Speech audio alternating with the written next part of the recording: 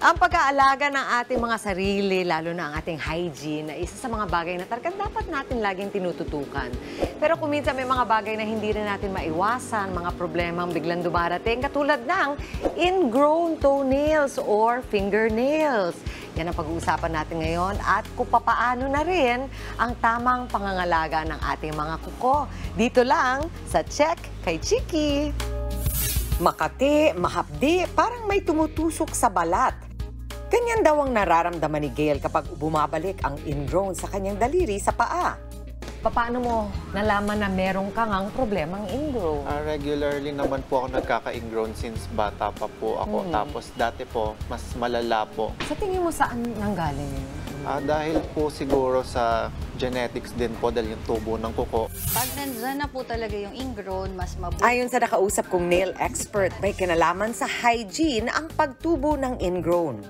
Bumabaon po yung nails mismo sa loob ng toes po. Yun po yung nagkakos ng pain, ng swelling, tsaka ng redness. Kasi ang usual anatomy po ng kuko is diretso po dapat ang tubo niyan. Pero since tayo, nasanay tayo dati na kinakat yung gilid, yun po actually yung nagkakos ng ingrown.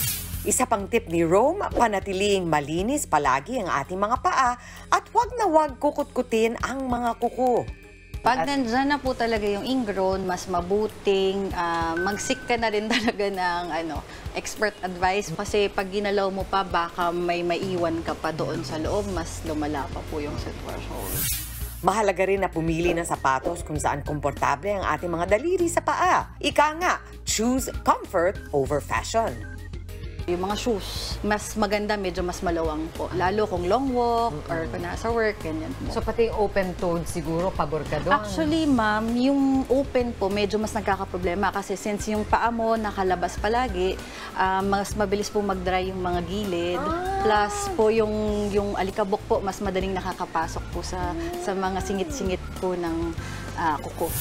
Simple lang naman pala ang solusyon sa pagsugpo ng mga perwisyong ingrown nails. Gupitin lamang ito ng tama at naaayon sa direksyon ng tubo nito.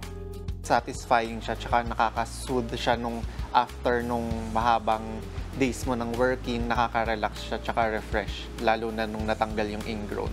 So mga kapatid, tandaan kung meron ng ingrown, iwasan na po natin yung mga open-toed na mga sandalyas at yung masisikip na mga closed shoes. At syempre, pag nandyan na talaga yung temptation, nakutkutin, huwag po dahil lalo pa itong makakasama. Diretso na po tayo sa mga eksperto, katulad ni Rose. Mga kapatid, Chiki Roa Puno po. Simulan ang inyong araw na puno ng impormasyong kapaki-pakinabang. Sama na sa isang makabuluhang umaga. Tumutok at mag-subscribe sa social media pages ng News 5.